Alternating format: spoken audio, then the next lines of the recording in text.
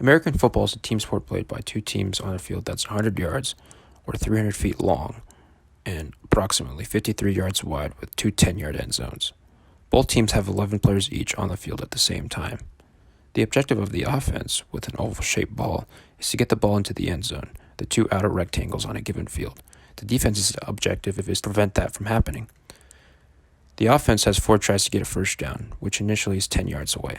If not, the offense loses the possession to the other team, typically via the punt, when the punter drop kicks the ball to the other team. If the offense gets into the end zone, it scores 6 points with an extra point after attempt kicked in by the kicker. If 3 downs pass before it gets into the end zone, the offense has the option to kick the oval-shaped ball through the yellow uprights, called a field goal, which is worth 3 points. Some of the notable positions include the quarterback and the center.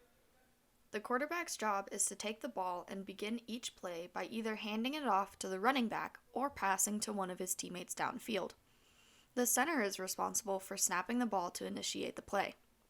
Snapping is when the ball is hiked between the center's legs to the quarterback to start the play.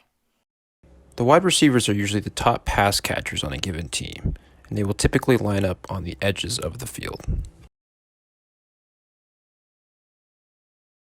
The running back typically stands behind or next to the quarterback before a given snap. The running back is most often the primary recipient of the handoff.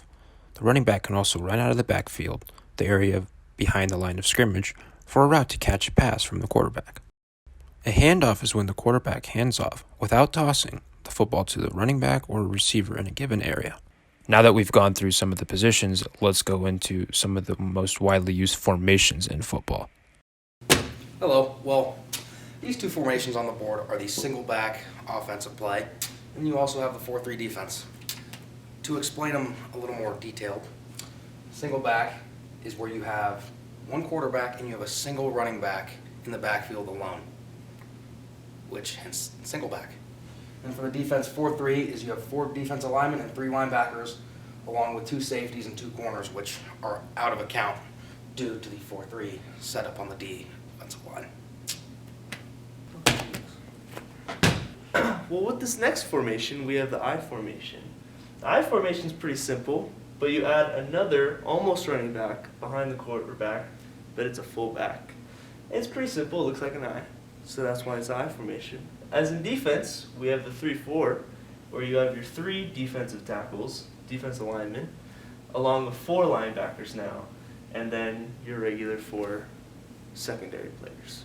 So here's the shotgun formation. We have this time, instead of the quarterback lining up directly behind the center, up close, he's about 2 to 3 yards back of the center, with the running back right next to him, and then he has 3 receivers, plus an additional tight end. And then we have the 4-2-5 defense, which is a variation of the 3-4 and 4-3, where there's, instead of 4 defensive backs, there's 5 defensive backs, which is also called the nickel package.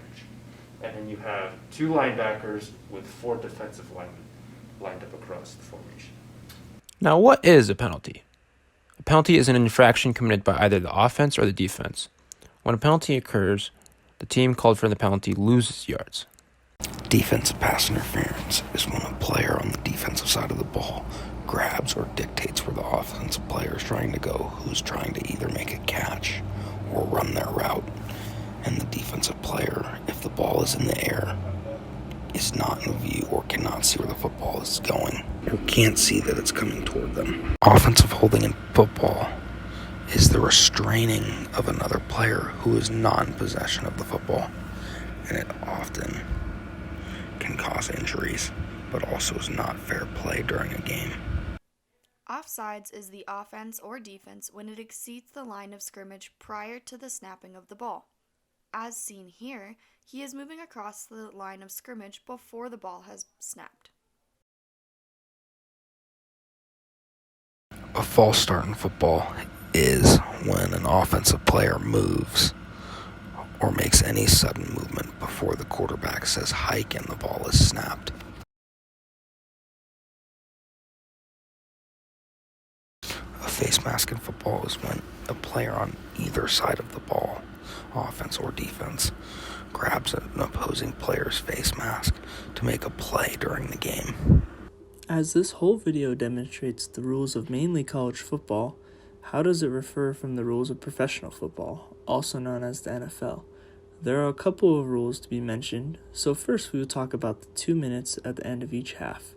When there is 2 minutes remaining on the clock in the NFL, the clock automatically stops. The clock will always stop when under those 2 minutes when a play ends up with an incomplete pass or the ball carrier runs out of bounds.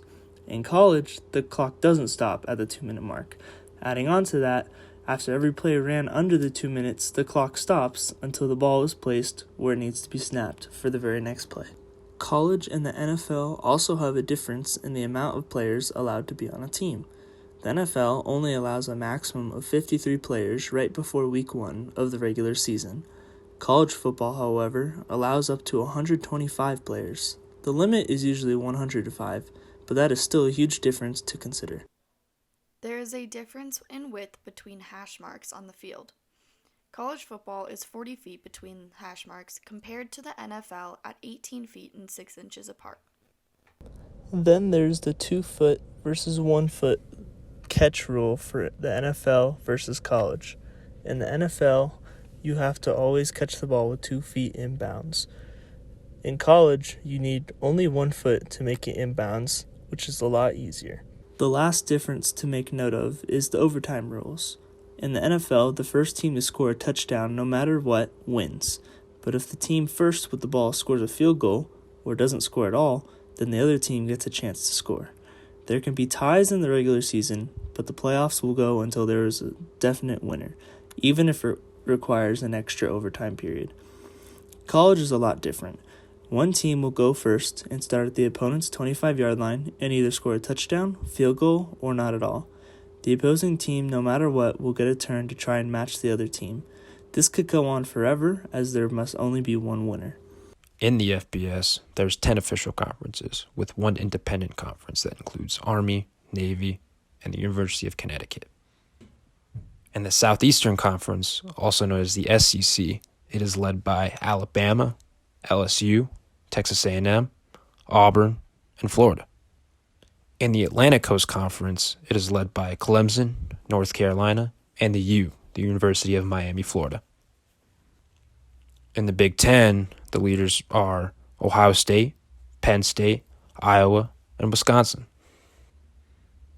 In the Big 12, we got Oklahoma, Texas, and Iowa State. Now, Oklahoma and Texas are supposed to be moving to the SEC in a couple of years, but as of right now, they're still in the Big 12. And last but not least, let's look at the Mountain West, where Nevada is at. They are led by Boise State, San Jose State, Fresno State, and yours truly, the Nevada Wolfpack.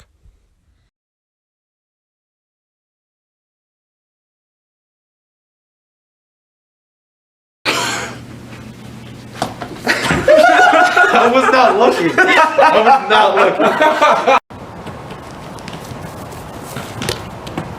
It looks like I was playing defense.